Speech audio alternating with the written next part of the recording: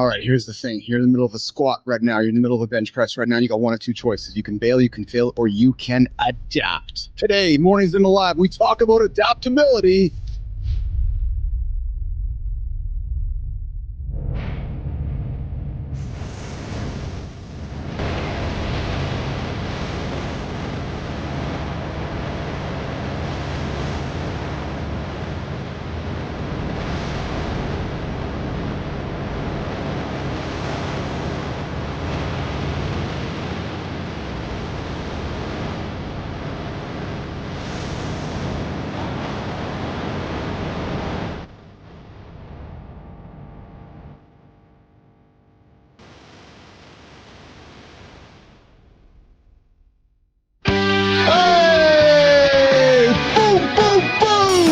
There we go. Yep. It's that time of the day again where the sound starts, the loop begins, and it's another day in the gym. Good morning, nation. You got the red-faced guy here with the white hat, the white glasses, the black shirt. You got Keith Bilous joining here. Mornings in the Lab with Keith, John, Marty, and producer Christina Flynn. We're talking adaptability with our friend Adam House, the CEO of House of Bricks. I'm coming with you. We just did with a reminder first thing this morning. This show has language. Yeah, we drop a few F-bombs, S-bombs, B-bombs, every bomb in the book dropping for you today. So if you got children, woo, take a deep breath. Keith, take a deep breath.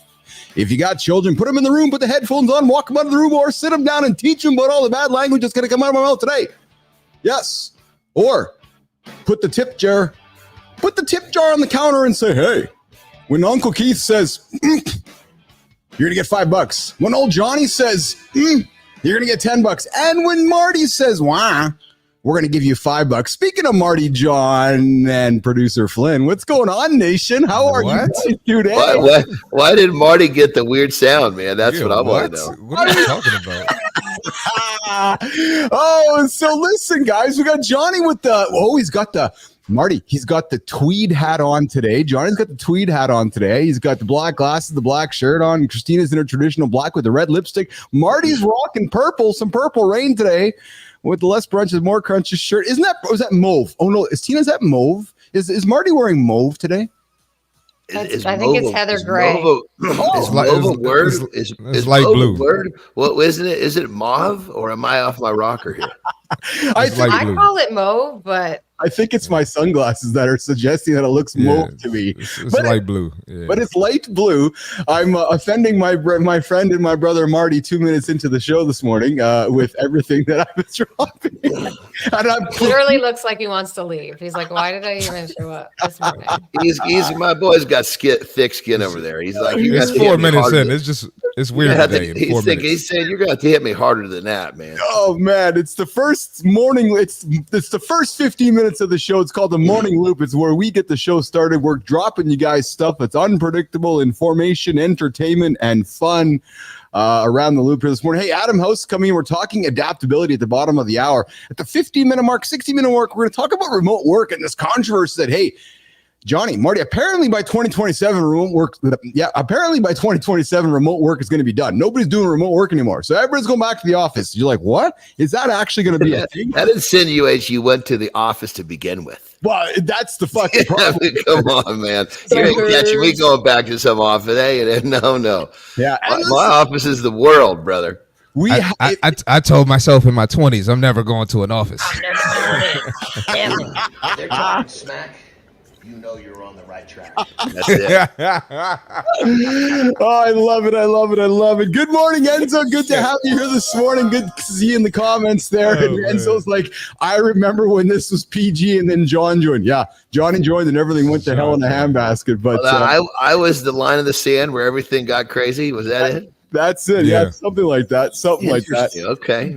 So I have some that's a compliment, though. I have some exciting news that popped through my inbox this morning. That I woke up and I was heading to the gym this morning, and the old inbox thingy went. I was like, "Oh, what's this? That's exciting to me." So I wanted to share something with you guys this morning that just makes my blood excited, makes my energy go high, and it's this news that we received in the last 24 hours that we are being celebrated here in the lab with a little bit of an accomplishment.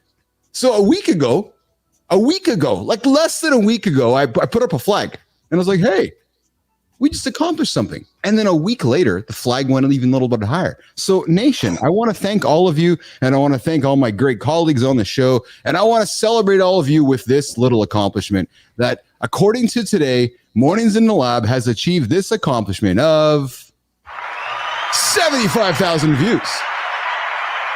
Damn, talk about compound. Boom, boom, boom. So a little over a week, 10 days ago, we were at 45,000 views. We're up to 75,000 now, team. So we are doing the right things. And that's only happening because you guys are showing up.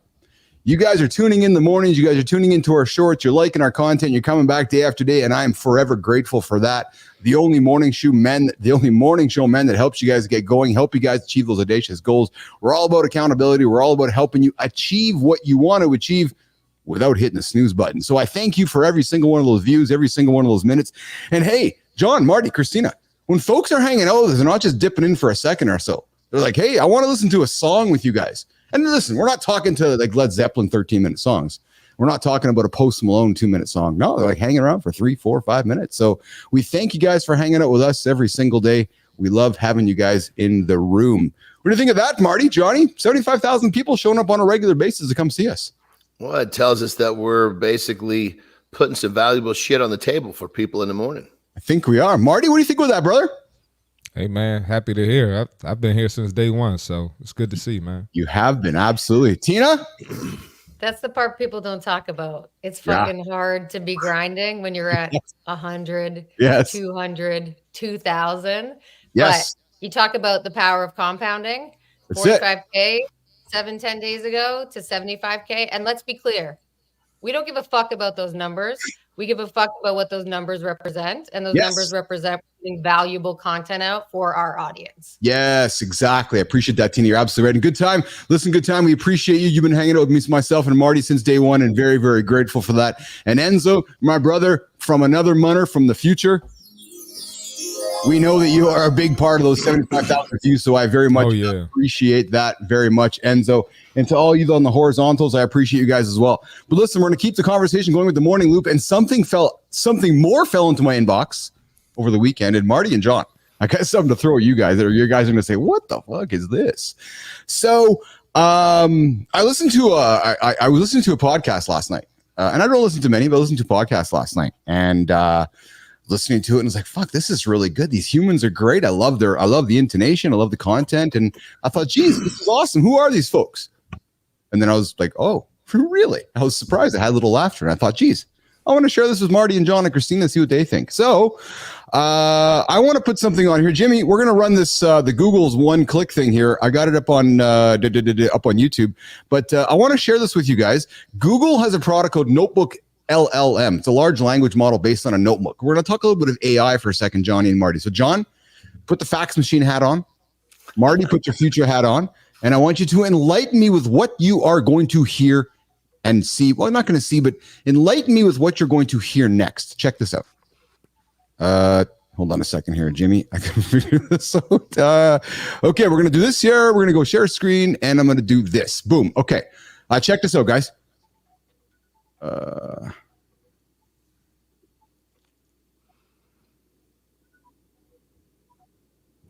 I hear something. Is it coming? Oh, is it not on? Nope. And it's kind of cool because they actually tie it back to Brazilian. You guys hear that? Jiu-jitsu. Okay. Yeah, I don't know if it started from the beginning though. Accessible way to think about grappling, even if you're not, a hardcore wrestler. Yeah, exactly, because not all of us are gonna be like super hardcore wrestlers, right? Yeah. You guys we can still benefit Keep from listening. some of those ideas. Keep listening. Totally. And this article does a really cool job, I think, of Turn it up if you can. takedowns and throws into what they call like a 5-point model. Okay, break it down for me. What's the 5-point model? Right. So they basically say that like you can control a body if you can control one or more of these 5 points. Okay. So it's the back of the head, Okay. the armpits, and they kind of extend that down to the hips. Okay. And then the back of the knees, and they extend that down to the ankles. Okay, so you guys heard that. This isn't like a wrestling jiu-jitsu setting we're talking about, correct? That's correct. Yes. And Johnny, what you heard, Johnny and Marty, none of it was real. There was not a human being recording that. There was not a human being speaking that. There was not a human being with all the banter in between it. And there was not a human being doing anything that you heard during that clip did not include a human being at all. I didn't hear anything or see anything. Just throwing that out there. You didn't hear it? Yeah, No. I heard it though. I didn't hear or see anything. Let me put it Try back it again. in. Try it again. It's important. Put it back in because it is important because it's actually kind of crazy, man. It's I already got a story for this. This is crazy shit, man. All right, so today Crazy we're going to deep dive into takedowns and throws. Marty, you got this? Okay. Mhm. And specifically, we're looking at this piece from a Tai Chi notebook. Huh, interesting. And it's kind of cool because they actually tie it back to Brazilian Still don't hear jiu-jitsu. anything. Okay. So they're looking at like finding a more Weird. accessible can way hear to think about I got it. grappling, even if you're not, Right. a hardcore wrestler. Yeah, exactly, because not all of us are going to be like, Yeah. super hardcore wrestlers, right? Yeah, But we can I hear still it now. benefit from some of those ideas. totally. And this article does a really cool job, I think, of kind of breaking down takedowns and throws into what they call like a 5-point model. Wow. So the point is that entire thing is AI generated, Marty and John. None of that is real. Wow. The entire thing you heard there did not have a human involved. How it worked, somebody took a document, a PDF that AI wrote. A human didn't even write it. A human didn't write the document. A human didn't put the document inside the application, and a human didn't say anything there. And then it was portrayed to us, and you listened to it. So just kind of wrap your head around that whole experience that none of it was real. Nothing of what you heard existed or happened in real life. Jon Andersen, comments. Yeah, I mean, it's crazy. I mean, it's funny enough. Two things I point out about this. So I've actually had a few different phone calls with different companies I was looking to do something. I don't remember what it was. Yeah. But I literally picked out that it was not a person. And I said point blank, I said, "You're not a real person, are you?" Really? Yeah. And the AI said, "No, I'm not a real person." Swear to God. And, you can hear it in like the little subtleties of the voice. You start to hear, it's almost like there's not enough variance. Like that sounded, these words are almost too, anyway, I just able to pick it out. Then the flip side is this. So I've actually had, I was going to protect the innocent. Yes. I had a family member get a call from me asking for money. And they said it was dead on me. Guess what? Wow. Wasn't me. So I literally had to reach out to, my closest family members, the ones that would be, subject to me getting in trouble or me having trouble and coming to my rescue and say, "Listen, this isn't going to happen. So don't fall for this shit. If you think there's a problem, text me and I'll tell you if I'm in trouble." Well, and it's interesting, Marty. I'm going to come to you in a quick second here before we keep the show rolling here. This is happening more and more often, and it's funny because I've talked to my mom and dad about this. I said, guys, my mom and dad are in their 80s, and I'm like, listen, if I phone you for asking for money, it's not me. Yeah, literally. I mean, point blank. I'm not going to ask you for money over the phone. So don't think me. Don't. And it's something, nation. We got to protect our parents because you heard that, and you heard Jon Andersen. Jon Andersen's done a few things in his life. Actually, coming up in an hour, Marty's going to interview Johnny about what it was like to be the world's strongest man going through this competition. But John's accomplished a few things, and if you have a profile, if you have content of yourself on the internet, it's very easy for somebody to make Tina. It's very easy for somebody to make Marty. It's very easy for somebody to make Keith. And here's the reality, nation: because we're making 10 hours of content a week, Tina, it's getting easier and easier and easier for somebody to make us. And Marty, what do you think about that whole thing about somebody making Christopher Martin and pretending they're you and it's not even you, Chris? It's scary, man. It's really scary. It's it can discourage you to not want to continue to put yourself out there. But I mean, we can't do that. We got work to do. Yes. But just got to be mindful and keep people aware of these type of scams. I'm actually glad we're talking about it because it's not something you think about daily. Yeah, no kidding. I'm telling you, they go after the public, a lot more. I mean, I can't tell you how many there's been. I've had copycat Instagram pages, copycat Facebook pages, to where like one of these Facebook pages was actually reaching out. They were somehow able to cross-reference, reach out to my old customers from a fake page and start talking to them, and was like, literally, I had another customer reach back and said, "Hey, Are you okay? Of course I'm okay. What's up? Well, why did you ask me for a few $100? I said, I didn't ask for a few $100.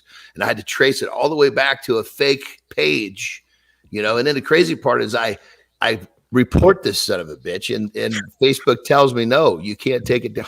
Okay.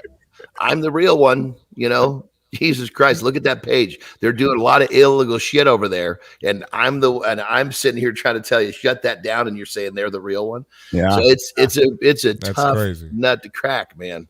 I had probably 25 people report that thing before they took it away. No kidding. Tina, give me something on the personal branding thing before we move on to the next segment here on the accountability check-in. But lean into the fear around how this fake stuff can have an effect on somebody who's personal brand and what we're building and what you're an expert in.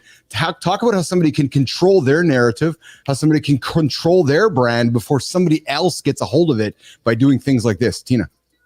Well, listen, it's a guarantee, right? A couple of things we talk about in terms of personal brand and entrepreneurship, failure, and now add this one. It will be, if you are out there in any way, shape, or form, you will have this experience. So one, develop close relationships with your community and with your audience to let them know from the jump. That's never going to be something that I'm going to use. There's a lot of best practices that we saw, Keith, in Web3.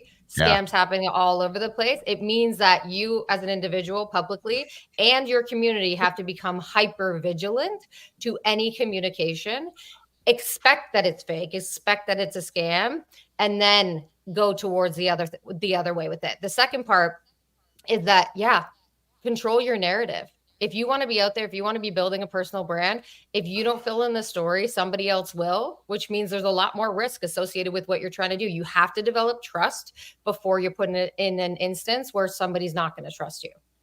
That's it. Build your brand before somebody else does. And what we're going to do is we're going to build some accountability. It's what we do every single day around this time. We're running a couple minutes behind. We're going to come back in a minute. John's going to go for a break. Marty's going for a break. Tina's going for a break. I'm going to give you guys something which is going to help you guys move forward today. And then we're going to lean into a big topic around remote work.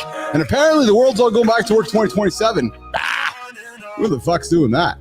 Hey, listen, I know that you want change, but here's the question. Are you willing to change? Because here's the truth. You can't have a better business, career, or life unless you become the change agent. You want more success? Break those old habits. You want better results? Change the way you think. You want a different life? I have an idea for you. Start doing things differently. Because if you're not willing to hold yourself accountable for the life you want, you can't expect things to change because they're not going to happen by accident. Because ask yourself, if you want that change, you got to be willing to make the change. Think about it all you want. Think. But actions speak louder than those thoughts. There's the accountability check and coming to you here in the role in the Mornings in the Lab show. All right, bringing the team back here. Waiting for John and Marty. They're all just busy doing their thing here. Yes, there comes Marty. So guys, Enzo, you did come back to us 6 months ago when you met us. And yes, amazing what you guys have achieved in that time. Thanks, Enzo. I appreciate you, man. We've helped you be a better version of yourself. Well, you know what, Enzo? You've helped me be a better version of myself. And you've helped Marty be a better version of himself. Everybody tuning in is helping us. Listen. When we get up every single day and we're like, hey, I wonder if anybody's going to show up. And then people do show up every single day. It's an incredible feeling. And we're very, very grateful for that. So Young, good to see you here as well in the lab. We got Johnny joining us here. So guys, I got a topic I want to throw on stage before we bring Adam Housen in 9 minutes. And we're going to keep rolling through this. But we have something that Marty threw onto the table for us yesterday. And 2 weeks ago, we did a hate on with Dana White. And we were talking about Dana and just the philosophies of Dana work and so forth. Well, Dana put something up yesterday, a couple of days ago, and I want to put it on the table here and talk about it with you guys. Jimmy, let's roll up on the horizontal. We're going to put the video on how Dana White treats his employees at the UFC, and we're going to relate that to this whole theory of by 2027, apparently everybody's going back to work. Check it out. If you work for UFC, there we go. For UFC. So I worked in the hotel business. when I was young, you get these fucking kids that just got out of college that are your supervisor or boss or whatever. And they got that bullshit. If you're fucking 5 minutes late, you get written up. Yeah. 3 of them and you get a fucking this, that, so many and you get fired. When you treat people that way at a fucking job, it's disgusting. And the company that I used to work for used to tell us all the time, if you don't like it, there's 100 people waiting for your fucking job. Sure. Yeah. Wow, I'm that replaceable, huh? Yeah. That's a great fucking feeling. Sure. To go to work and every day and say, you don't even really matter even need here. you. Yeah. At the UFC, if your fucking kid has a play or your kid has a game or a practice, you better fucking be there. That's cool. We're all cool grown-ups, man. And my team, they're as passionate as I am about the sport. You're a grown-up. You know what you need to do. You know what your fucking job is. You know what needs to get done. It's fight week or whatever. But don't not be a part of your family. When my employees go to work, I want their family to love what they do and be a part of this thing. I've built like the best fucking strongest team. That's awesome. In business, in my opinion. Yeah. I love that. So Dana's talking about, and Marty, I appreciate you, brother, for sharing on the stage here this morning. So center stage, we're putting a key topic on this table. Apparently by 2027, nation, CEOs expect workers to be back in the office 5 days a week in a few years. And this new survey comes from Amazon announcing that its employees are, let me clear my throat, Tina, are expected to work full-time starting next year. In other words, there are many organizations now that are saying to their humans, human, you are a child. You now have to come to the office so we can supervise you and put you to work. We don't trust that you're able to do your work remotely, or we don't trust that you're able to deliver results remotely. So 2 themes going on here. First of all, Dana, UFC, congratulations. I love that attitude. I love that approach. And I love that one thing he said, John, Marty, Christina, which is, I want your family to love where you're going to work and where you're spending your time. That to me is golden, because when I'm working with Johnny or Marty or Tina, I want Terry going, holy fuck, John, I love how much fun you're having with the team over there. And I love, John, that you're committed to this whole thing. And I want Tina's family going, Tina, I know you got to make some sacrifices for us because we believe in what you're doing over there. I love those things that Dana is talking about, but let's go around the table on the statement that, and I'm going to start with you, Johnny. By 2027, apparently, everybody's going back to work. What's your opinion on that? What's your thoughts on that? I know you've never worked for anybody before, but John, what's your thoughts on that this whole bullheadedness that we're all going back to work? Jon Andersen. Goodness gracious, man. I don't even know where to start with this one. It's like, I guess this doesn't help the masses when I say this, but you made the choice to get into that boat to begin with. So if you want to have someone else holding on to your steering wheel, you're going to have someone telling you what to do. You made that choice that you were going to be okay with it. So now that whoever it is that's decided to turn left, get ready to turn left. Yeah. Tina. So I'm going to argue. I don't know if everyone makes that choice. And I know the reasoning behind it, but there's a lot of complicated factors that people are facing, socioeconomic reasons, that they have no choice. That doesn't mean it has to continue like that forever, but where they are initially may not be a choice. Now we are in this day and age where, okay, there's ways that you can do this differently. You can build a cash flowing business online in a much different way. But initially, I'm not sure that everyone has that choice. Yeah. Marty. Man, I could go in so many directions with this, but yeah. I'm kind of not surprised, We look at this whole wave started because of, the whole pandemic and COVID. And that didn't last forever, and we're a couple years out from it, so I'm not surprised. Then you got all these office buildings, people are struggling to sell, people trying to turn them into apartment buildings, they're struggling for that too. So they just throwing money down the drain. So it's like we might as well put the office buildings back to use. It's like I said, I could talk about this all day, but I'm not surprised at all. Yeah, Marty, I think you just from my point of view, from my POV, you just hit the nail on the proverbial head. And Good Time talks about it here too. Because the companies can't sell their buildings, so they need to have them back in office. And here's the reality. And this is where I struggle, and this is where I get frustrated. We got a bunch of executives and CEOs. They're all my friends. Love all you guys, because I know you guys all like to wear sunglasses and hats to work and nice John Varvatos sweaters. And I know you guys all want to be the rock star like me. So I get it. I totally get it. I get it. I understand that you guys love to go to the ivory tower. You're like, hey, fuck, I wish I could go sit in the chair like Bilous does. Rockstar gets behind the mic. I get it. I understand all of that.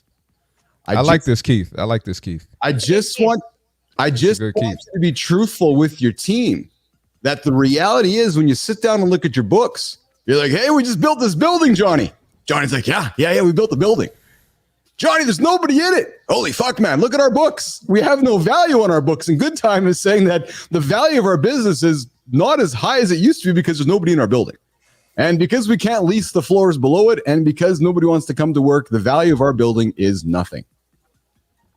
So I just wish that CEOs would be truthful with their teams, which there's this reality that there's a lot going on here. And it's not just about coming back to the work. It's that there's buildings in play, there's leases in play, there's values of there's all these buildings in the middle of big urban downtowns, and you got these governments saying, but Johnny, why don't you have your team back to the office?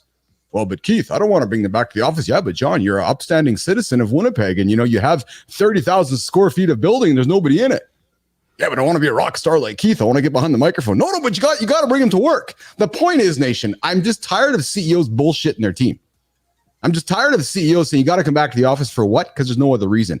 And the last time I checked, Marty, some of the greatest pieces of art and music were created collaboratively. So this whole argument that you can't create and you can't collaborate in the same room is bullshit. Because some of the greatest music, some of the greatest films were not created in the same room.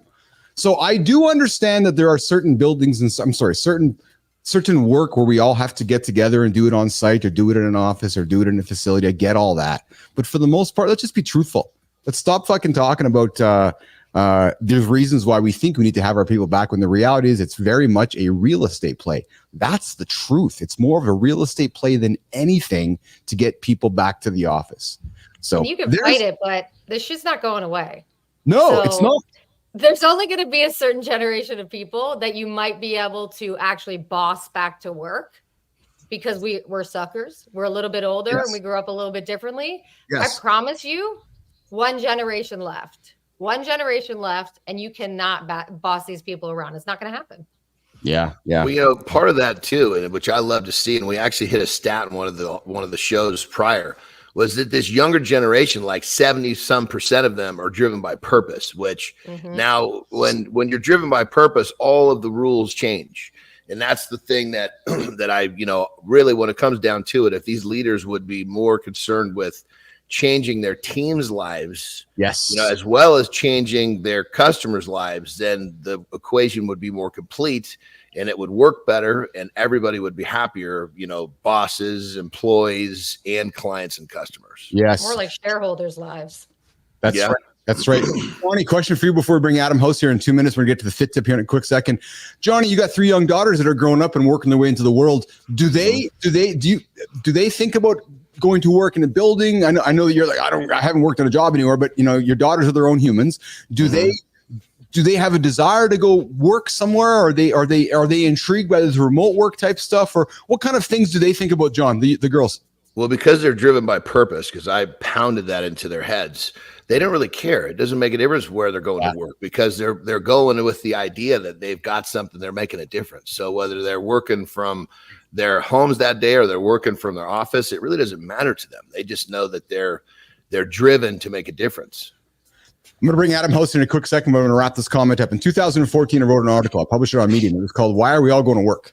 We all invented this thing called the internet, and we all can get work done. So if we focus on results instead of getting the work done, I believe magic can happen. So work should not be defined by a place.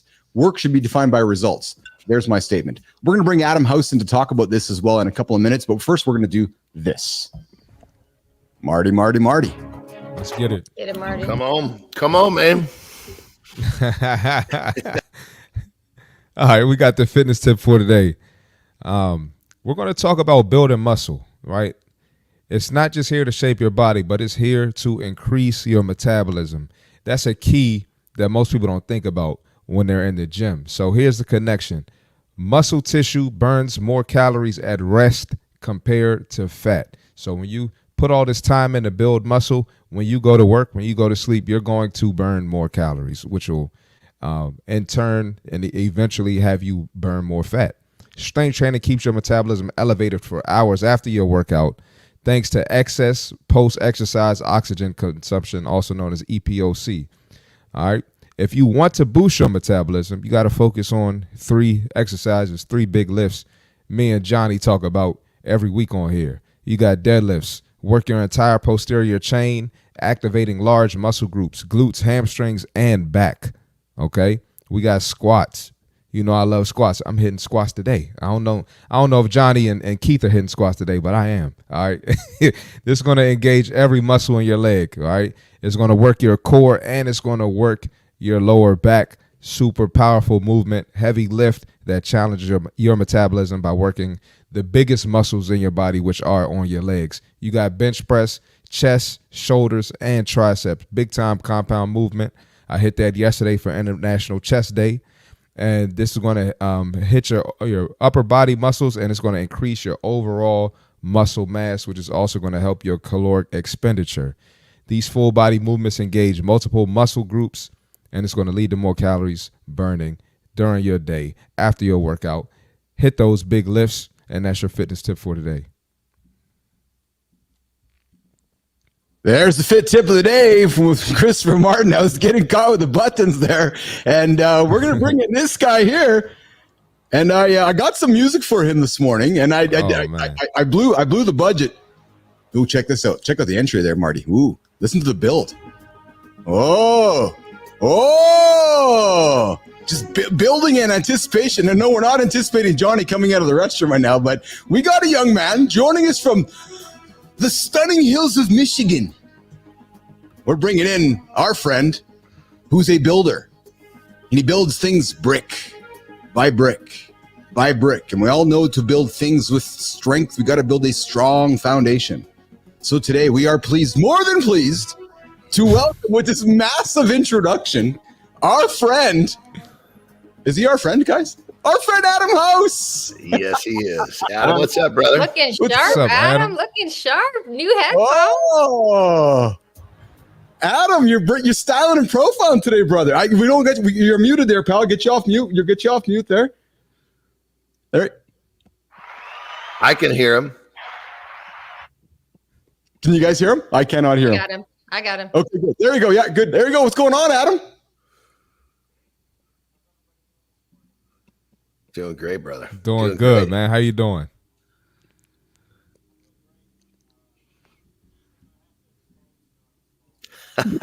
What? What did you say? Let's hear it, baby.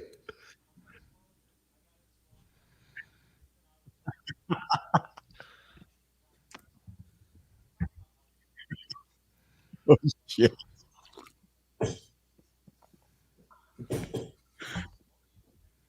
I was drinking a Pepsi. I was drinking a Pepsi, a 1 liter Pepsi Zero, Mr. House. So there was no sugar in it. Marty, hold the buttons back. Johnny, hold the buttons. But I needed a caffeine fix, and I crushed the Pepsi Zero. And I never drink Pepsi Zeros. And I'm on this call with Adam and his team. And sure enough, I reach my hand over, I pick it up, and as soon as I'm drinking it, I'm looking at Adam's face, and I'm going, "Fuck, I'm done. I'm done. House has got me."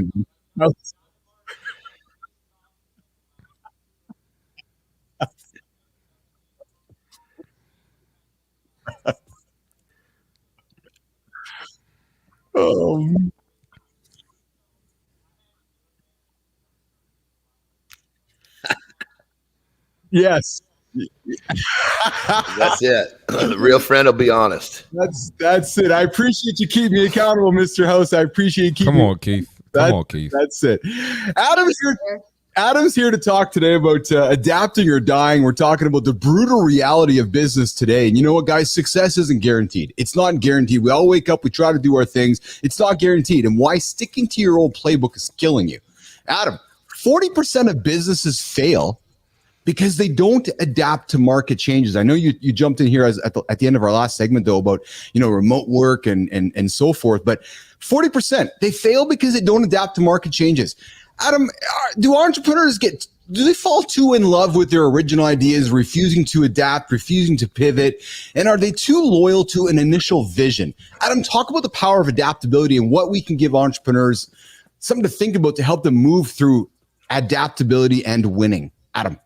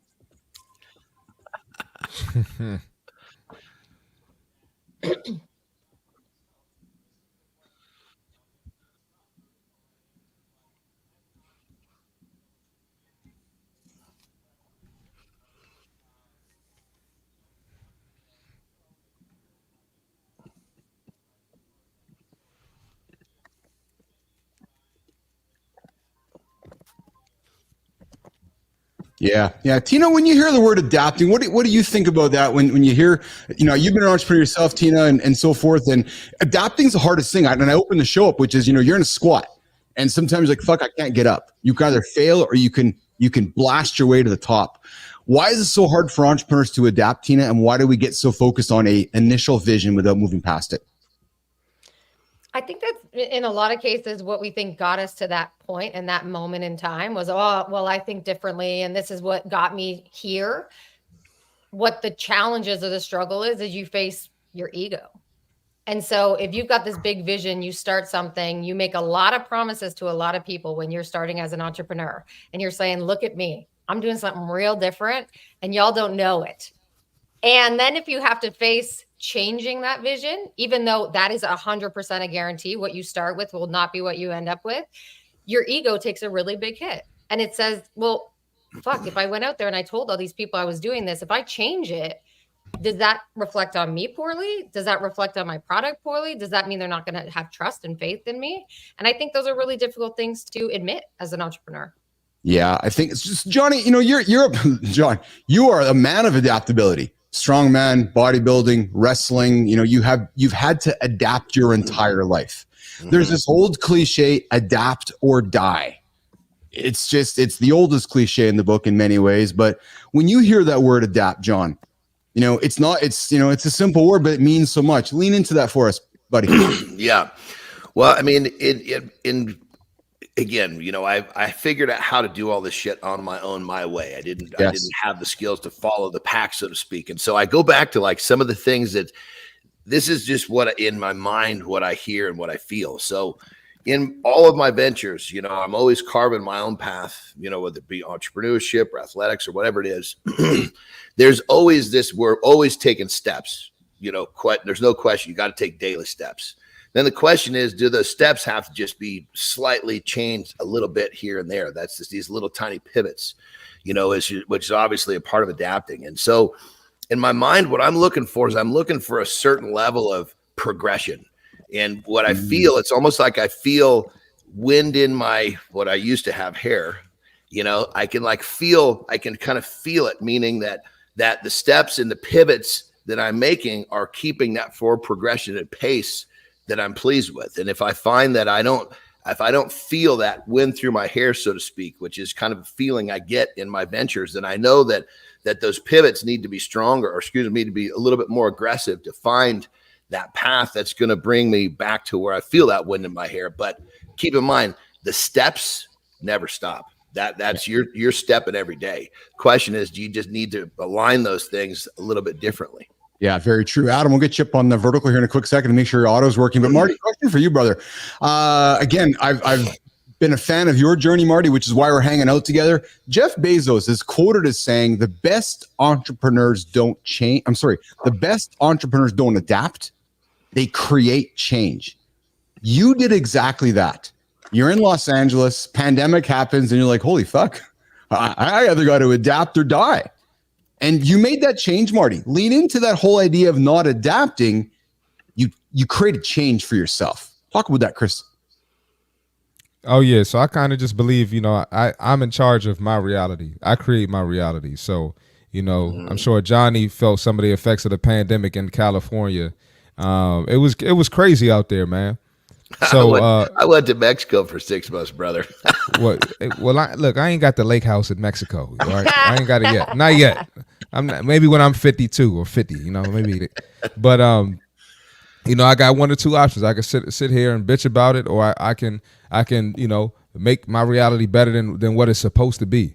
And a lot of people don't realize we have control of that. So take the necessary steps. And in that case, I had to get my own equipment. I had to work out outside. I had to create my own workouts. I had to run the hill. Forget the gym not being open. And I had to kind of create my own positive environment because I didn't have that gym community anymore. So just going against the grain pretty much. That's what really struck me when I met you, Marty, is that you're like, okay, everything's close. I got to figure it out. And you absolutely adapted, because it was like, if I want to make money, I got to adapt. And it was such an overused word. But Adam, is adaptability just a cop-out for people who don't want to face hard decisions head on, and it's just easier not to adapt? Adam.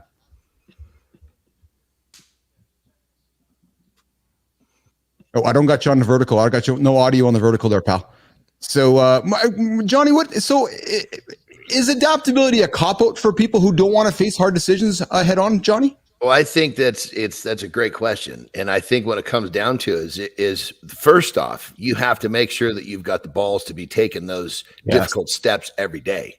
Yes. And if that part's in place, then the little pivot of the step is just kind of a natural part of the process to be successful. But if someone is, basically using that if they're using that as an excuse, it's because they're not showing up every day. They're not taking those difficult steps, and they're not owning those difficult steps. Then, that little pivot or that little adapt is just part of the process.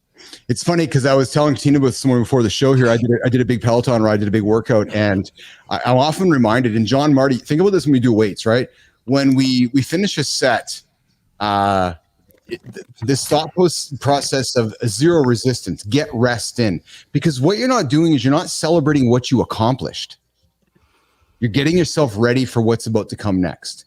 And I love that, because that's about adaptability, right? It's not about really worrying about, oh yeah, I just hit 250 on the bench. Good for you. Are you going to do 255 next? How are you going to adapt to hit 255, to hit 260? How are you going to adapt to hit more? We talk about Rich, right? And how Rich had to adapt after losing his arm in Iraq, coming back to America. And he's like, holy fuck, I only got one arm now. I got to do something about this. He didn't roll over and die and go collect money on the fucking sidewalk like you talked about last week. He's like, no, I'm going to adapt. I'm going to put myself to work and go and make a life for myself. I just, adaptability is a word that gets under my cob, because too many people take the fucking easy route and don't adapt. They roll over and die and ask for handouts. Johnny. It's the thing about this. If you make a habit of doing difficult shit every day, and you're doing difficult shit in your business, you're doing difficult shit everywhere, then this whole conversation becomes a little easier, because the whole idea of adapting, you're going to adapt when you're doing difficult shit, because you're always looking for a way to make what you're doing a little bit better. If you're going to make the sacrifice, might as well get the paycheck. So then, Marty, question for you, brother. So let's lean into your customers and your training and the stuff you do with all of your clients. Are we over glorifying the need to change when you're sitting down with a client, or should you focus on refining what's already working? Like, are we overthinking it, Chris? Are we like, fuck it? And somebody's like, no, Chris, I don't need to adapt. I just need to make some fine refinements. How do you address that when somebody says that to you? Marty? Why would you not go with what works? Yeah. A lot of people, I don't know what it is nowadays, but everybody wants to find a new way to get to the same result.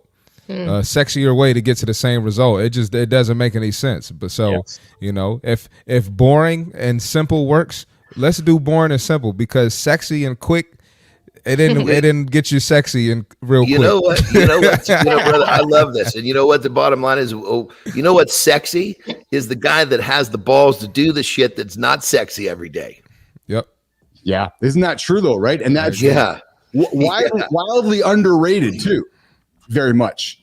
Right. So listen, 7:46, 8:46 Eastern time, mornings in the lab with Keith, John, Marty. We're talking adaptability with our guest, Adam House. Had a little technical difficulties here. So we're gonna put deep dive on the shelf, and we're gonna move to a segment on the show that I look forward to every single day.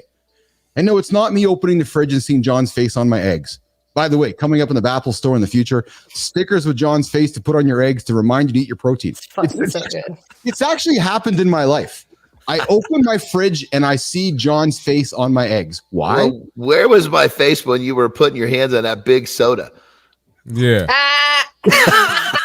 Yeah, where was it? But Keith is the bodybuilder, right? I love it. He's the bodybuilder. I'm stuck without. I'm trying to adapt on the fly here, and I'm failing rapidly. So I'm just going to not say anything. I'm gonna hit this button right here. I think it's this one here. No, I think it's this button right here. And I'm gonna say to my friend John, come and give me a tip. Come and help my life get a little better. For John, come on, man. Come on, man. Give it to me, Marty. Come on, man. Come on, man. There we go.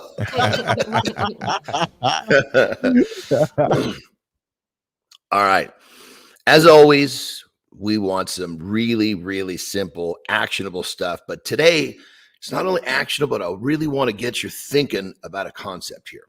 So, and this is a piece of advice that I got when I was younger, and I cannot tell you how big of a difference it made in all areas of my life. And here's the tip. Work harder on yourself than you work at your job. Now, let's break this down. We all want success. In your version of success, your definition of success is yours. But usually within that, there's going to be some financial freedom, some good relationships, all this kind of good stuff. And here's the deal. If you want to have bigger and better things, if you want more, you have to become more. So if you commit to daily self-improvement, and you make sure that you focus on your daily self-improvement and you work harder on yourself than you do your job, develop a skill, develop new habits, develop a new mindset. This is the stuff that is going to get you what you want. So remember, always work harder on yourself than you do at your job. Rock and roll. Oh, I love that. Always work on yourself harder than you work on your job. Because here's the reality, right? If you don't got yourself, you don't got a job. It's pretty simple. Work on yourself, work on your family, work on yourself, work on your family, and then go do some work. That might work best for you. All right, we're going to come back with a protein break. We're going to get into conversation around nutrition and food. I'm going to bring Tina back on stage for this one here because her and I were talking yesterday around macros and macronutrients. And guys, I want to continue the conversation around it yesterday because we didn't really finish it. There's so much. People are always coming to me talking about macros and calories and flexible dieting and why you're not seeing results. And truthfully, when I was talking with Tina yesterday, John and Marty, she's like, Keith, I don't really have a fucking clue about this macro stuff. And I was quite intrigued by some of the stuff you guys were talking about yesterday. And I was like, yeah, did you know like carbs have, 4 grams or, 4 calories and fats have these kind of calories and proteins have these kind of calories? She's like, what? So I thought that we'd come back to this, guys, because food affects all of us. John, Marty, this guy's rolling over today, considering hitting the snooze button, trying to hit their biggest goals in life. And boys, they're looking in their fridge, they're looking in their pantries, and they're going, what the fuck do I eat? Do I eat a carb? Do I eat a fat? Do I eat a protein? So let's talk about flexible dieting and why customers are not seeing results. But most importantly, Johnny, I'm going to look at you first, pal. Let's break down macronutrients. We talked a little bit yesterday around the edges, but let's lean into the 3: protein, fats, and carbs, and the values behind them. Talk about the value of a protein as how it links to a calorie and what the energy value is of protein. Jon Andersen. Well, so the thing you got to understand, the macro thing, as we discussed before, it breaks down for those of you that weren't here yesterday. It's your protein, your fat, and your carbohydrate. Now, protein has 4 calories. Carbohydrate also has 4 calories. A fat has 9 calories. Now, this is what freaks people out. Yes. Now, here's the deal. If you're eating good essential fats, meaning basically nature-made fats, would be a better way to put it, non-man-made fats, those 9 calories are not so scary because those 9 calories will actually nourish your body. But you're eating a man-made fat, those 9 calories are going to wreak havoc on you. So within macro, there's the calorie, right? Now you have to determine, is that calorie going to be helpful? So the quality of your macro is key. And we discussed a little bit before about how there's different values or different, your body values different types of proteins, which is a macronutrient. So really to get the most mileage out of the macro, you got to understand the macro, but then you also got to understand what's the quality of the macro that you're eating, because the calorie just tells you how many basically calories there is within the macro, but it doesn't say is that calorie valuable to the body. Yes. Yeah. Marty, commenting on, I want to add on to John's comments. Yeah, I want to just to clear it up a little bit. So John said 4 calories. That's per gram, right? Yes. So if you want to do the math, with it, right? If you have a piece of chicken breast, and it says that one serving has 20 grams of protein, you're going to multiply 20 times 4. And those 20 grams of protein is going to give you 80 calories. Exactly. So just to, make it a little more practical. And then protein is your most important. That's the most important macronutrient. We need that more than anything else. And then carbs are important as well. But just know that with your carbs, that's your energy, but you got to use some energy, So whether that is lifting weights, whether that's your soul cycle class, whether it's walking, playing with the kids, you got to burn that energy, because if you don't, guess what that turns into? If you eat it in excess, if you eat too much of it, that's going to turn into the belly fat. It's going to turn into the back fat. It's going to turn into everything that you don't want. So make sure that protein is most important, and make sure you're using that energy that you get from the carbs. I thoroughly love this conversation because it affects everybody. And I know many of you don't want to have to think about math. So you call John. You're like, hey, Johnny, tell me what to eat. And he's going to tell you what to eat. Take all the equations out of it. Some of you, don't want to be having to do extra math and wondering how many carbs, proteins, and fats. So you're going to say, hey, Marty, just set me up with a plan. What I myself personally enjoy about knowing the numbers is it works for me. Instead of somebody saying, hey, eat all this chicken, it allows me to know that, okay, if I need to have 200 grams of protein in my body, I'll go make choices to get that protein in there. But what you don't want to do, and where I think, John, Marty, the risk that many humans take, and I used this example yesterday, is that they think, oh, because I can have macronutrients, I can have my proteins, my fats, and my carbs, they go and fill their macros with crap like this. Right? And that's the problem, nation. So yes, you can go to McDonald's and eat your Reese's peanut butter cups and lose weight and achieve your goals, but you're not going to be healthy. You're not going to have longevity. You want to eat the good quality proteins, fats, and carbohydrates. Christina, looking at you as an outsider to this conversation, when you hear this, does it confuse you, concern you, make you curious? What do you think about, and then now as you go through your day looking at food, are you going to look at food with different energy values, Christina? No, absolutely not. I could give two shits about macros, but there's a reason for it, right? And I think it voices multiple perspectives. Yes. I am the kind of person that wants to go to John and Marty and say, yes, tell me what to do, coach. I'm very coachable. You give me a plan, I'm going to follow it. I don't give a shit. I grew up with eating disorders. So for me, the data is actually harmful because then I start paying too much attention. I don't weigh myself. I don't track macros, because if I get too specific, then I become obsessed, and that obsession leads to unhealthy behavior. So that's just what I've learned over time. I get the desire to do it. It's just not for me. So then, John and Marty, we talked macros, carbs, proteins, and fats. There's another part of the nutrient equation. So we have calories, we have macronutrients, and then Johnny, I know you're a massive fan and proponent of micronutrients. Yep. The chemistry that makes it all come together. Let's educate nation on micronutrients and why we want to place importance on fibers and magnesium and the zincs and all the micronutrients, John, that make it all stick together. Johnny. Well, first off, just so everybody, we're going to talk about the micros is the basic. That's the currency or the value to the body.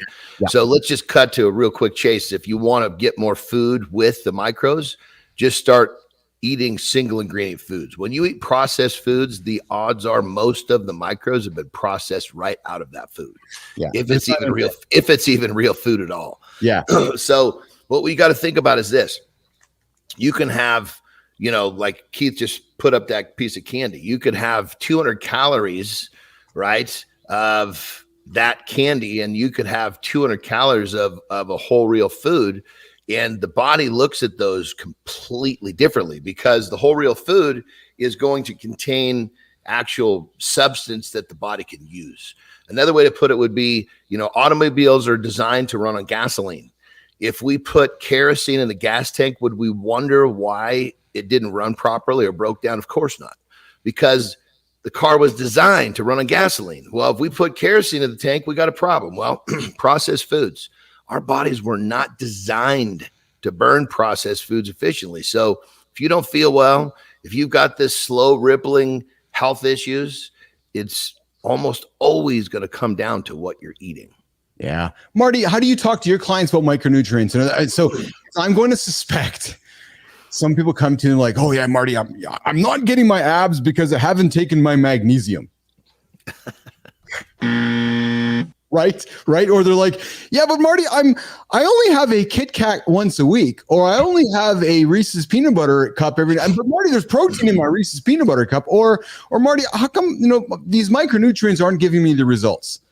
How do you talk to your clients around this conversation, especially on the less brunches, especially your clients, Marty? Yeah, no, I break down everything Johnny just said. Of course, we need the protein, fats, and carbs, but we need vitamins and minerals as well.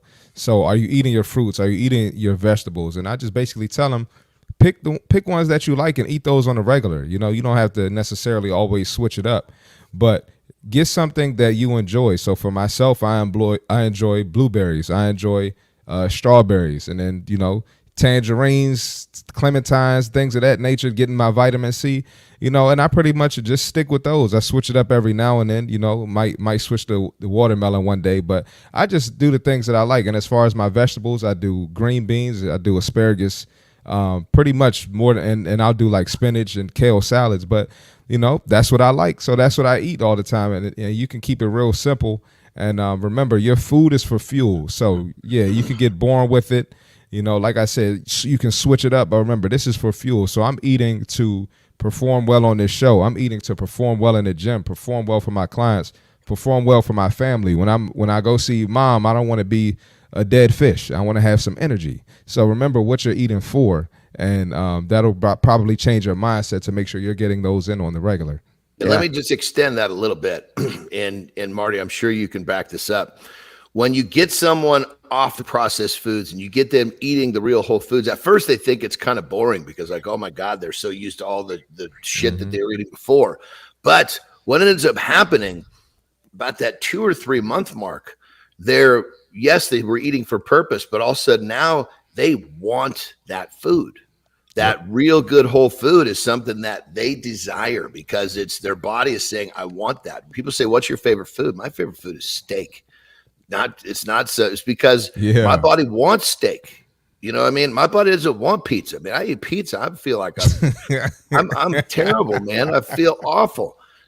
Shit, I eat pizza. I wake up the next day feeling awful because that's, to me, my body doesn't run on that shit.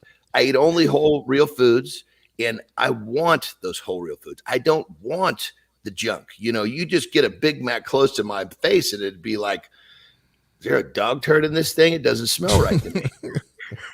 But hold up. You can have whole food, like real food pizza, right? Like we're not talking about, you can make fresh. Yeah, 100%. If you were to take, but keep in mind, flour, that's basically processed foods.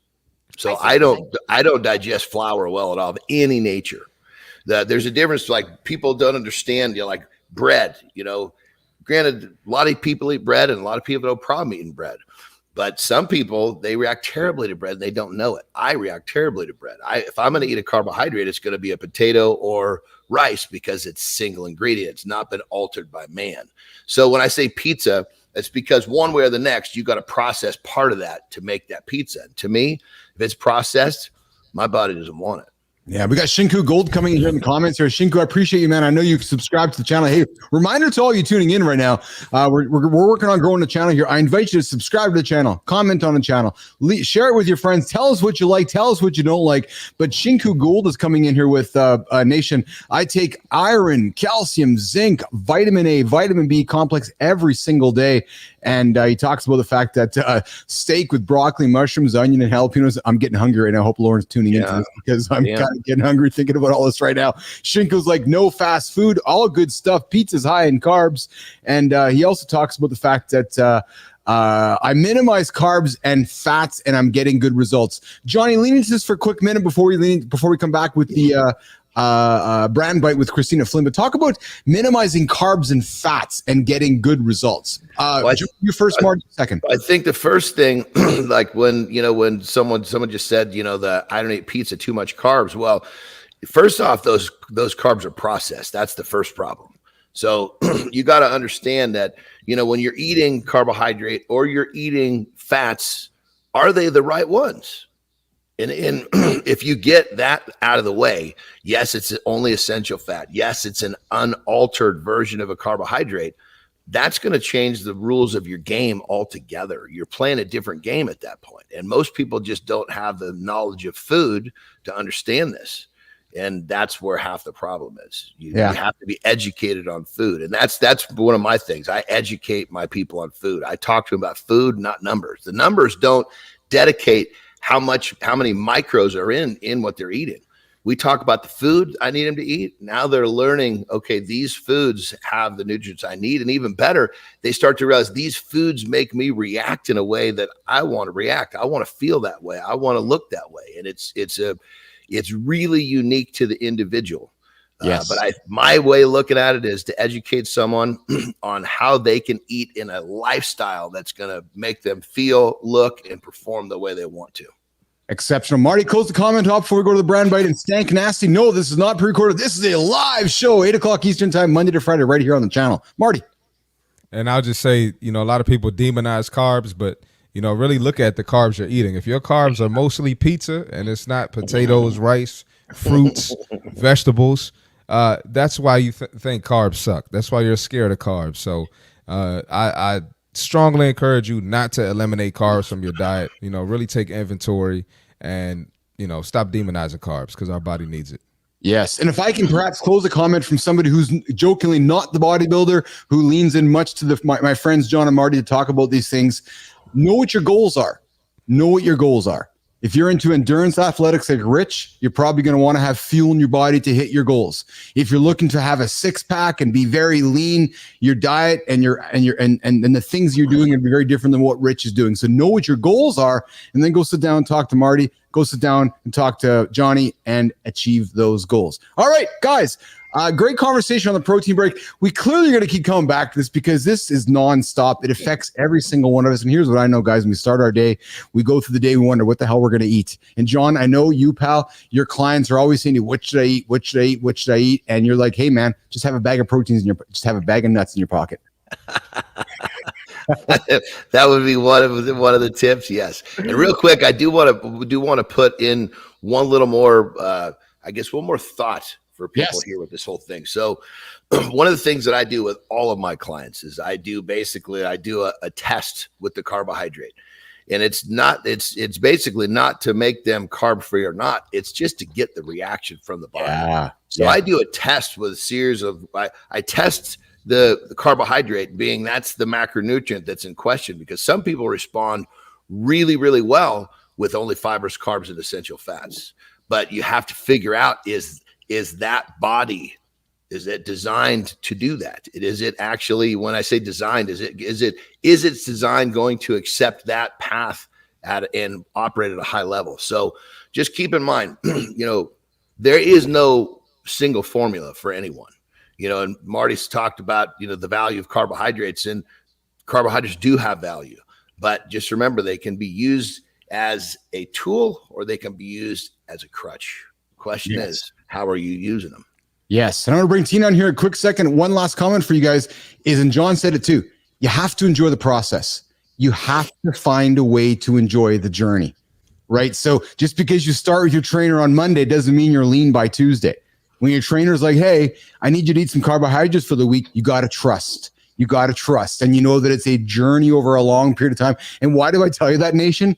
Because I've been that guy. I've been Marty's customer. I've been John's customer. I have been that guy who hasn't trusted the process, who's yo-yoed like a motherfucker, who's had to learn the process and enjoy the testing along the way. And you know what? I appreciate you, Shinko Gold, because you said it. You guys cover fantastic topics. Thank you. The channel has to grow. We're trying. We kicked off the show, 75,000 views, and we're doing it every single day here, 8 o'clock Eastern time, Monday to Friday, mornings in the lab. Christina, you ready to rock and roll the Brand Bite? Let's do it. Let's do it. All right, I got some music for you. Check it out. Yeah. The brand bite, Christina Flynn. I can live with that one. I'd be good with that one. I'd take that one. Where you build your personal brand with the boss, Christina Flynn. All right. So listen, we talk about building your personal brand all the time and how critical storytelling is to that. But we've got storytelling confused. It's powerful. It's the foundation of how we connect and grow and build influence. But let's get one thing straight. It is not trauma spilling.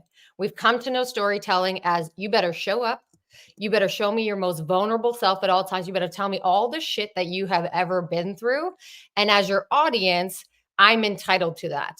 But your personal brand is not built on emotional exposure. It's built on clarity and purpose and intention.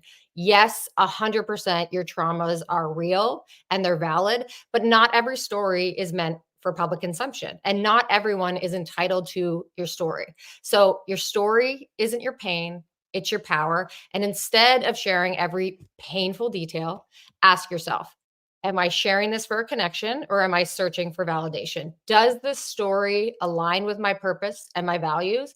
And is this narrative actually moving me and my brand forward? Or am I actually getting stuck in the past? So your story should serve you. It should not overwhelm you. I want you to connect with people. It should inspire action, not invite pity. You're not defined by what has happened to you. And yes, it is valid, but you are defined by how you grow through it. So shift your mindset, reframe the narrative, and that's how you're going to turn your unique skills, experiences, and expertise into your greatest asset. There you go. There's the personal brand bite with Christina Flynn. We're dropping them every single day here at the top of the hour. Why? Because in a world of fakeness, in a world of AI generated content, you heard it start the show here today. We are living in a world where we don't know what's real. We don't know what's fake. We don't know who's real. We don't know who's not real. The idea, the concept, the reality of a personal brand, knowing who you are, putting yourself out there, getting your future employment, getting work, building relationships is more important than ever. And where can you do it? Right here in the Business Athlete Performance Lab. Christina will sit down with you, get to know you, interview you, and put together your brand so you can help take that next step in your life. And we're dropping it every single day here in the lab with tips and bits and bites to help you guys move forward. But we're going to continue the show here, the second part of the show here, the morning loop part 2, but I'm going to kick it off with what I did yesterday.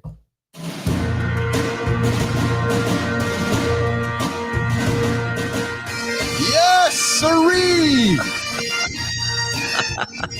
All right. Round 2. And I got a lot of success yesterday with the bagpipes. Success? Says who? Yeah, I saw the comments in the feeds. People were like, hey, I'm loving the bagpipes. And I saw the numbers dip. Literally the channel crashed. I got private messages saying, Bilous, we want to see you and Andersen in the kilt. I'm like, okay, well, hey.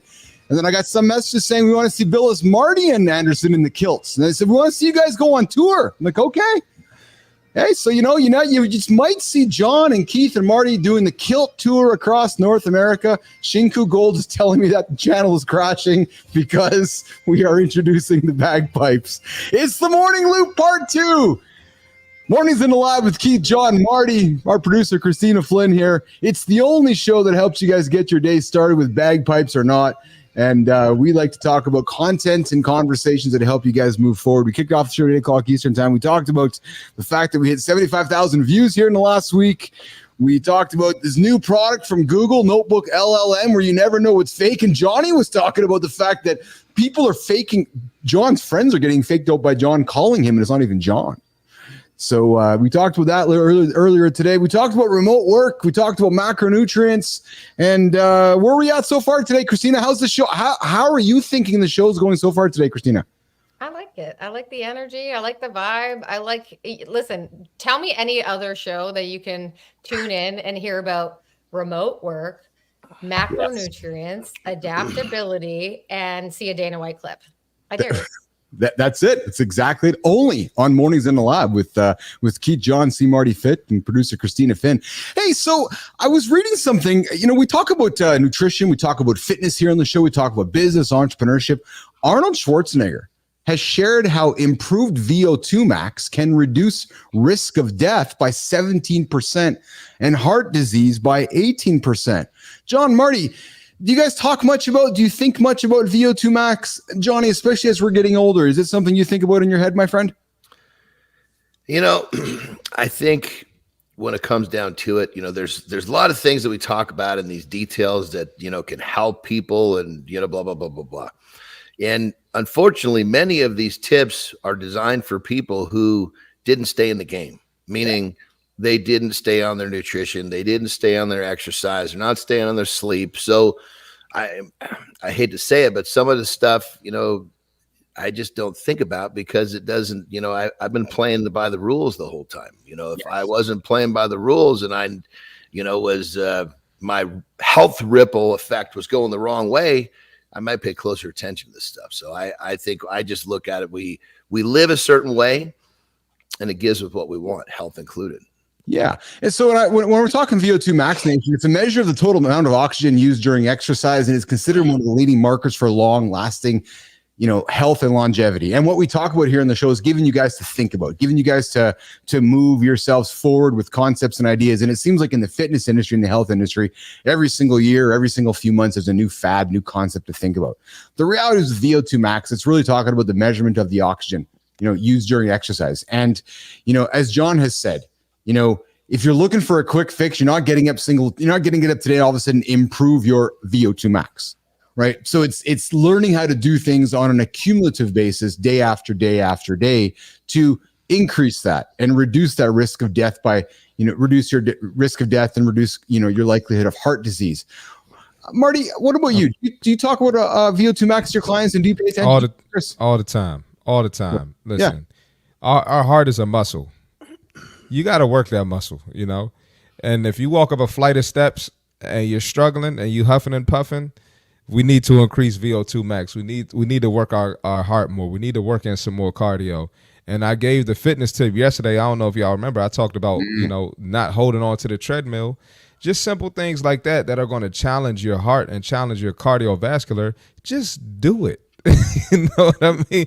Because it's for your health at the end of the day. Stop arguing with me that you want to hold on to you hold on if you want to, but understand that if we're talking about longevity and we're talking about health and increasing your VO2 max, you got to get a little uncomfortable. It's the truth. And Marty, Shinku Gold says, Marty's lean and fit and wonder how he gets his cardio. Marty, how do you get your cardio, brother? And listen, let's talk about that. So cardio is not so much, there's cardio for weight loss. There's cardio to get rid of calories and to create a calorie deficit.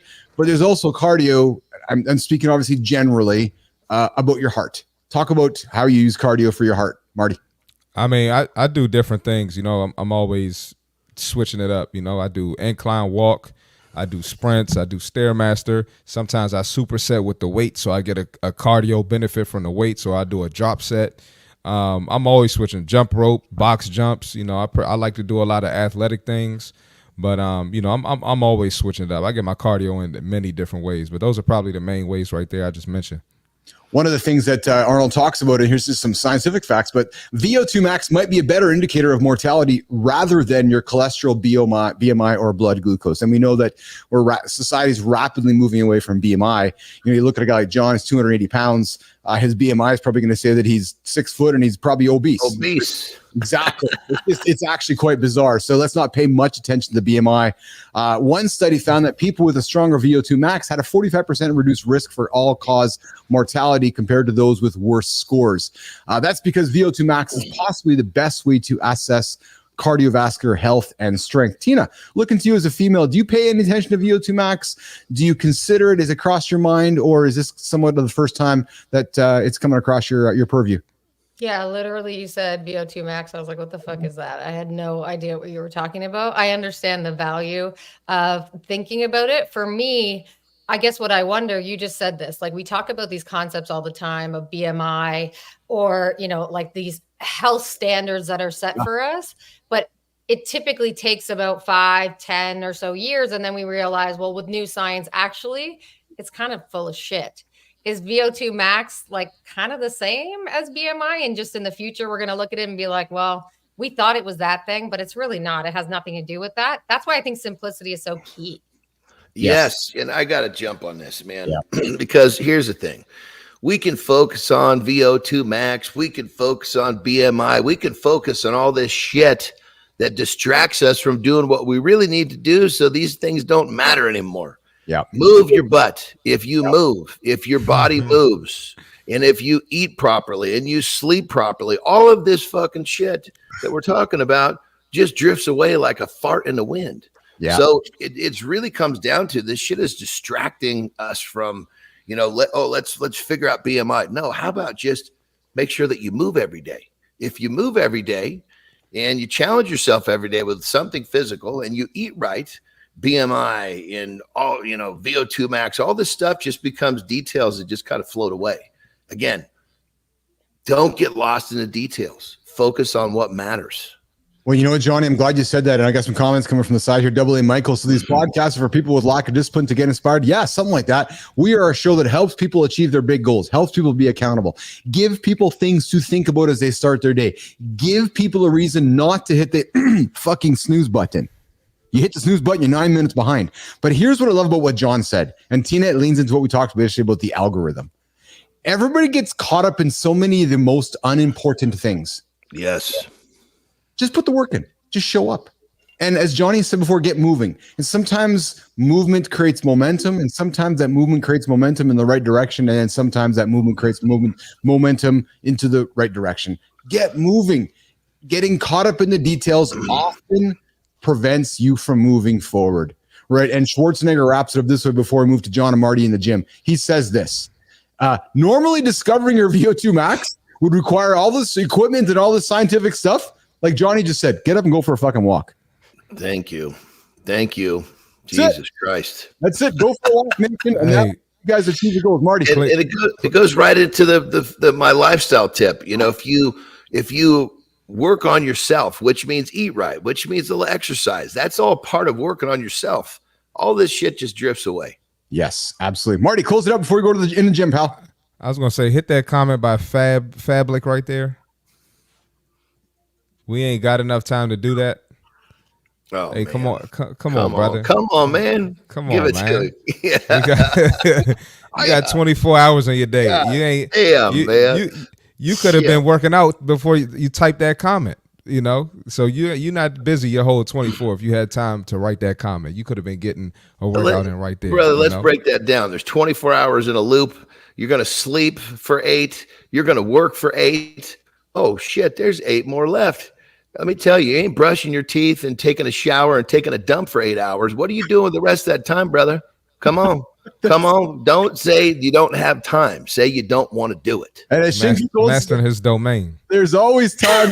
And Fablic says, thanks, guys. Fab, we are here to what's the word? To bully you into doing shit. So get off your ass. It's all love, too, at the end of the day. Love. We love you, Fablic. We love you. But hey, here we go. We got AA Michael coming in with, we have patience for the results to show. And when it does, it will naturally motivate you and you will enjoy the process. Absolutely. All right. And can I say one more on that too? Please do. Yeah. We can talk about little bits of momentum, but you got to track that momentum too. And it doesn't mean tracking by the minutia. It just means telling yourself, what are the things that you've accomplished day over day, because otherwise it never feels like you're doing anything. And on that level, I literally teach a daily inventory. Like, okay, let's look at what we've done every day, because when you stack up those little wins, it makes it real easy to keep on going. Yeah, like confidence.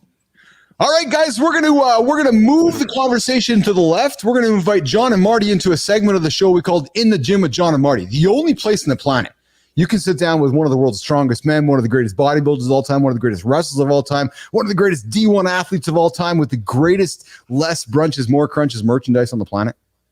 Chris Martin, Jon Andersen are going to get into the gym. Tina and Keith are getting off stage for the next 10 minutes. And Chris is going to sit down with John and talk to John about his strongman career and what it was like being the world's strongest man. Chris Martin, you ready to rock and roll, Johnny?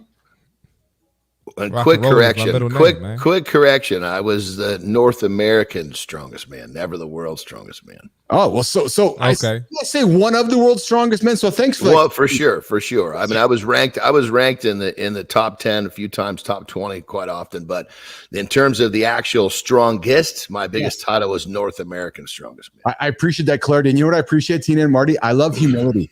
I love when people like Rich are like, yeah, I just went up 17,000 feet and did something pretty good. And I like John, like, yeah, I was not the world's strongest man. I was only the strongest guy in North America, Marty. I was just some guy who's strong in North America, Chris. And I won that in Canada. I won that in Saskatchewan, which might have been one of the coldest places I've ever been in my entire life. And the flattest places. You can see from one side of the province to the other. Man, that's crazy. I'm telling you, that was some cold stuff. All right, John, Marty, you guys got 9 minutes. Let's do it up here.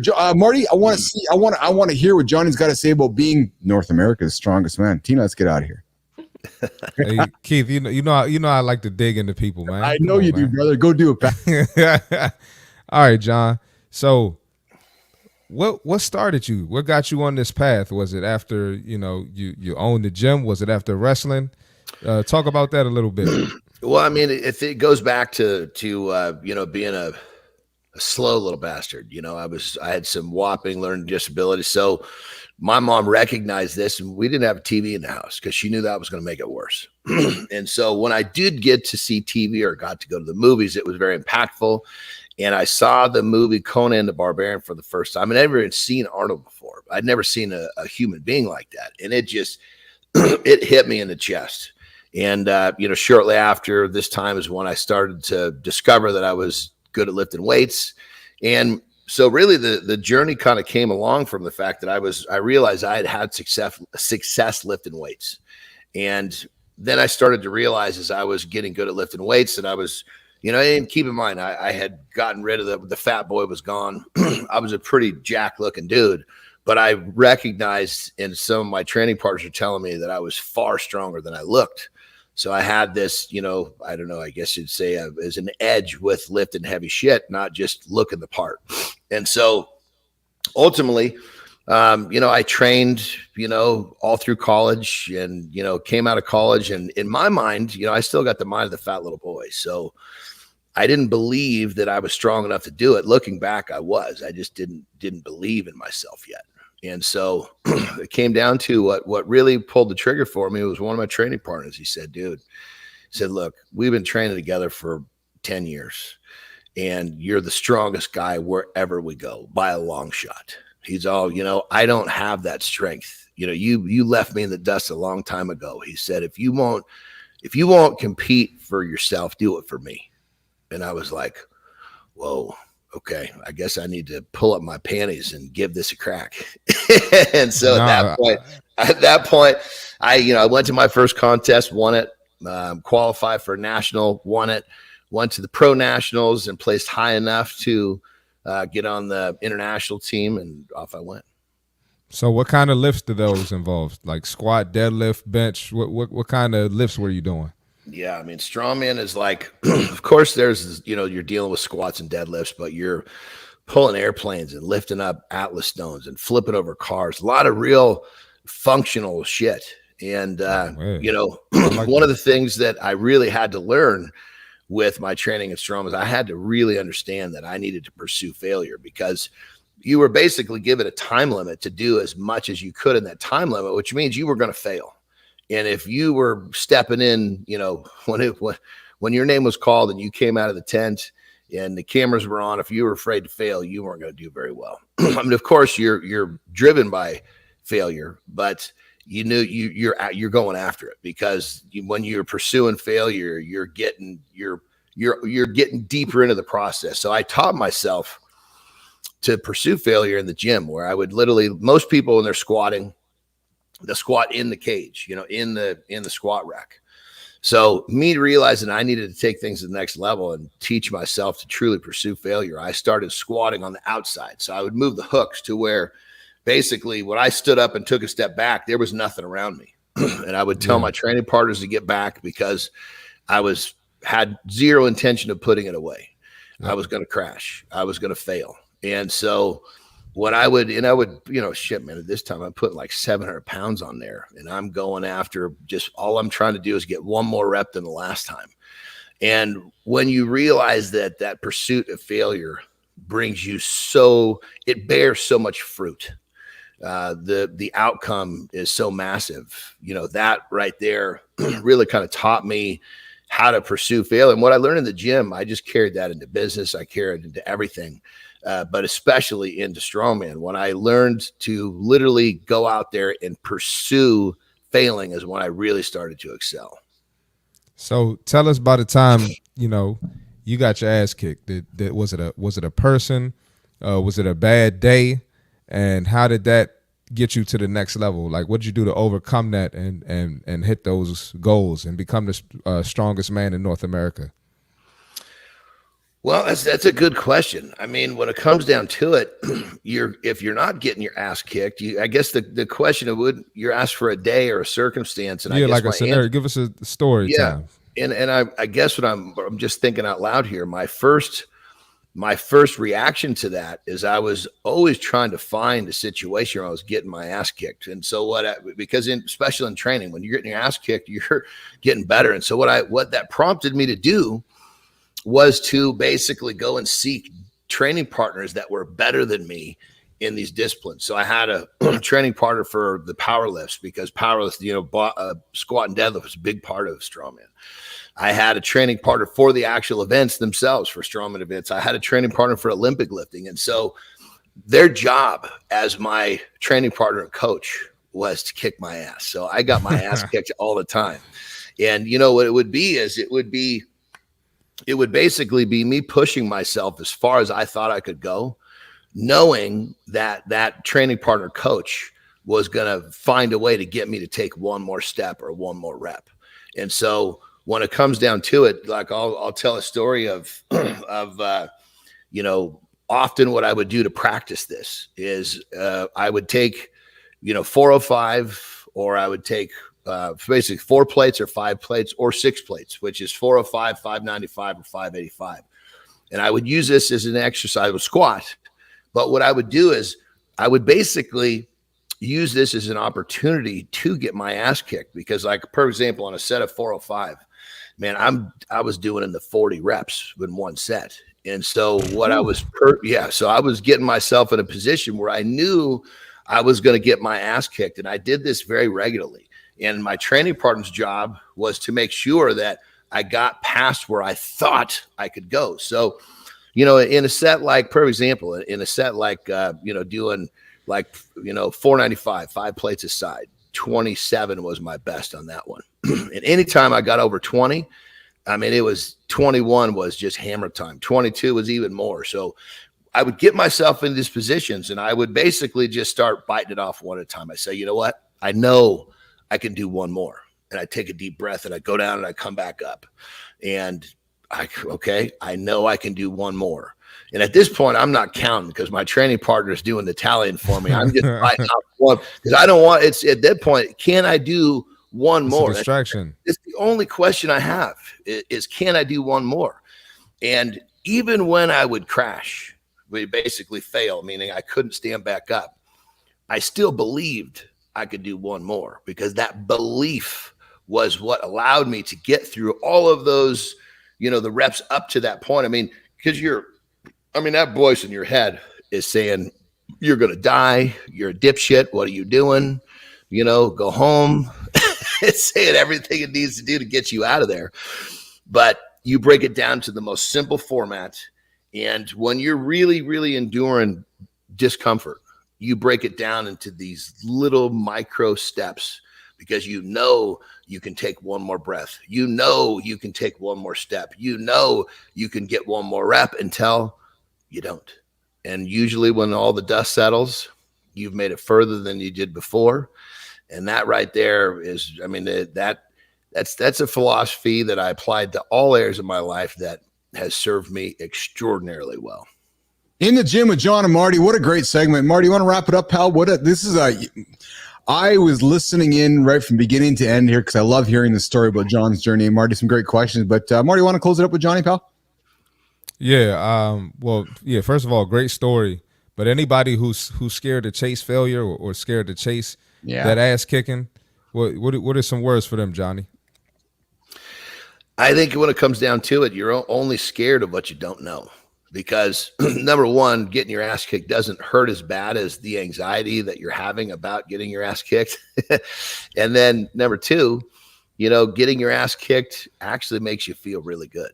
And once you start to realize, holy shit, I need an ass whooping to feel that way, the ass whooping is just the step that you got to take to get the feeling that you're chasing. And Johnny, talk about the fact that when we hear ass whooping, like it's not for hours. It's like it's seconds, right? And it's seconds, it's minutes, and it's recognizing that those seconds of ass whooping pain make you feel exceptional for the other 24 hours of the day. And lean into that, because there's somebody right now that's about to fucking do something. They're like, I don't want to do it. Tell them that it's 10 seconds, it's 20 seconds. It's not even a fucking minute of kick-ass pain to achieve greatness. Well, I think that what you got to remember is that the pain is temporary. But what you achieve from the pain, you getting a little bit better, when you cross that barrier of pain or getting your ass kicked, guess what? You get to meet a slightly better version of you on the other side of that. And when you start to think, man, what does that son of a bitch look like? What is he, how strong is he? What's his mental attitude? Because I know he's a little better than me, and I can't wait to get in his skin. Oh, that's exceptional. Good advice, good information, good conversation in the gym with Jon and Marty every single day at 9:15 Eastern time. The only place you're going to get expert advice and stories and experiences from these two guys. And I just want to acknowledge a couple guys here in the comments. AA Michael, I appreciate you joining us. Great comments in the feed. Shinku Gold, of course, great comments in the feed as well. Very much appreciate you guys. And if you haven't already, I know you guys have, I invite you guys to subscribe to the channel, like the channel, share with all your friends, tell everybody. Shinku, I appreciate, we're trying to build the biggest morning show for men to help people get their and hit their biggest, most audacious goals. So any love you can share with everybody, we very much appreciate that. Okay, so we're wrapping up. The show is working towards its end here. Working in the last segment here, we're calling the Community Corner, where we now like to take our light and shine it on folks like you, Shinku, shine it on folks like AA Michael. John's gonna walk on over to the restroom there, get a break out of his body, and then as he's walking way back, we're gonna celebrate somebody for the Creator Spotlight. So Johnny, you make your way out of here, pal, and we'll see you back here in a second. And Christina, Marty, let's do what we like to do this part of the show. And Jimmy, let's celebrate somebody who is from New York City, manager, social media strategist at Time Magazine. I've been to Time Building. Tina, I've been there. I've been to the Time Building. It's funny because I was up on that stage. I went to the floor of the Time Building in New York City, and I was like, there's nobody here. It was like a library. It's like all quiet and shit. But anyway, so this person's a manager, social media strategist, creator, speaker. You have fun. AA Michael, have a great day today. A U.S. LinkedIn creator, the Accelerator alumni. Follow her to talk all things social media, its effects on culture, and as a career. This human who we are celebrating today is one of 120 chosen for LinkedIn's U.S. Creator Accelerator program, building a community around social media management and emerging tech. She's a creative entrepreneur. She creates content across platforms, partnering with brands like Hootsuite and Dash Hudson, and her work has been highlighted in Business Insider, Adweek, Entrepreneur, and as a social media expert in Time Studios and Peacock's When Truth Isn't Truth, the Rudy Giuliani story. So today we are going to celebrate the LinkedIn Creator Spotlight. Tina, I'm going to call you up here in a second for the why we're highlighting. But today we are spotlighting for the Creator Spotlight on LinkedIn. Once I get my buttons all sorted out here and get all my everything sorted out here, Jimmy. Yeah, we are going to do this here. Today's Creator Spotlight is Tamika Bazil. Tamika is from New York City metropolitan area. She's got a couple followers. Tina, why are we celebrating Tamika today for Creator Spotlight? Tamika, to me, is the model with which you want to build your personal brand. She has a full-time job. She works at Time. Her and I met when we were in the Web3 and NFT world. And she's just building very intentionally. She talks about the fact that she wants to be an influencer. She's like, fuck it. Can we just say that? I want to be an influencer. I want to build a platform. I want to talk about the things I want to talk about and create a space for discussions that I'm not seeing anywhere else. And so she brings you along this journey. She's particularly beneficial to follow if you are somebody who, one, wants to build that personal brand, but two, take your skills and highlight them as a way of building your personal brand. So she is an all-star on social media. You can also follow her on TikTok as well.